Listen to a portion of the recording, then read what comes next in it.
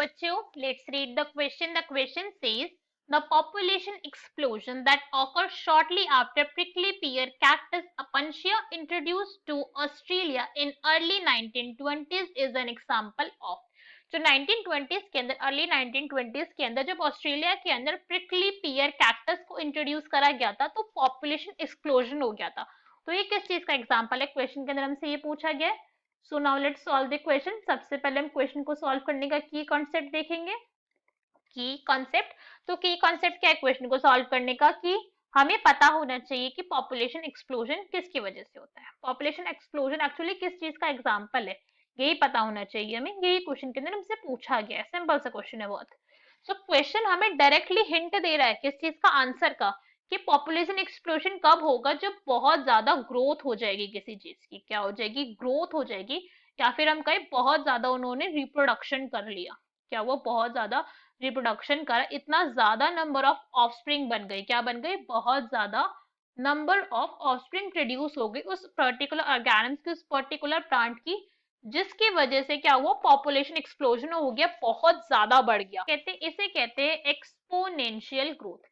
Exponential growth का क्या मतलब है? कि इतनी ज्यादा अमाउंट के अंदर ग्रोथ हो गई, इतनी ज्यादा अमाउंट के अंदर ग्रोथ हो गई कि एक्सपोनेंशियली बढ़ रही है. दैट मीन्स कि जो ग्राफ आएगा इस एरिया का, वो किस टाइप का ग्राफ होगा? वो इस तरीके का ग्राफ होगा कि वो स्टॉप ही नहीं हो रहा है, वो इंक्रीज होता जाएगा.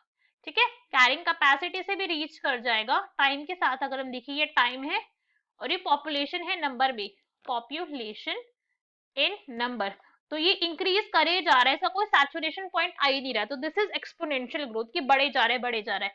ये कब हुआ था? ये हुआ था केस इन 1920s के अंदर. 1920, अर्ली 1920 में हुआ था ऑस्ट्रेलिया के अंदर.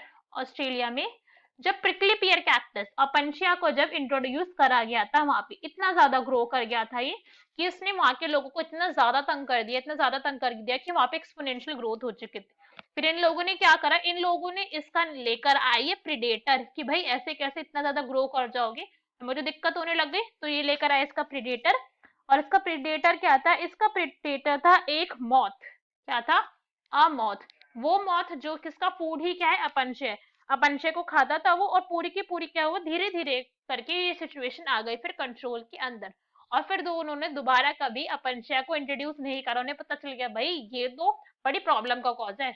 सो our correct answer is A, that is exponential growth. जब भी बहुत ज्यादा ग्रोथ हो जाएगी बिना किसी सैचुरेशन के. देखा ना हमने कि कोई सैचुरेशन ही पॉइंट नहीं आ रहा, इंक्रीज करे जा रहा है, करे जा रहा है, करे जा रहा है.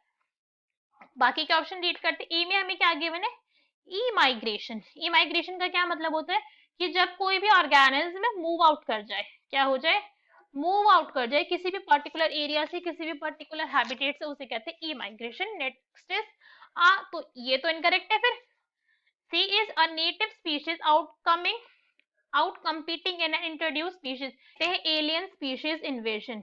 alien species invasion कि कोई बाहर से स्पीशीज जो उस एरिया की नहीं थी उसको इंट्रोड्यूस करा एक पर्टिकुलर एनवायरमेंट के अंदर, और उसने वहां पे रहने वाली स्पीशीज को क्या कर दिया? उसको ही वहां पे उन्होंने खत्म करा दिया. तो नेटिव स्पीशीज आउट कम्पीटिंग, क्या करे? उसे कम्पीट करना पड़ रहा है जो स्पीशीज वहां पे इंट्रोड्यूस करी है. So this is also incorrect. अब है नेक्स्ट ई माइग्रेशन. ई माइग्रेशन में इनकरेक्ट. इसका क्या मतलब होता है? इन, मूविंग इन, कि एंट्री हो रही है लोगों की एक पर्टिकुलर एरिया के अंदर, पर्टिकुलर हैबिटेट के अंदर. So A is our correct answer. Hope you understood it well. Best of luck. Thank you.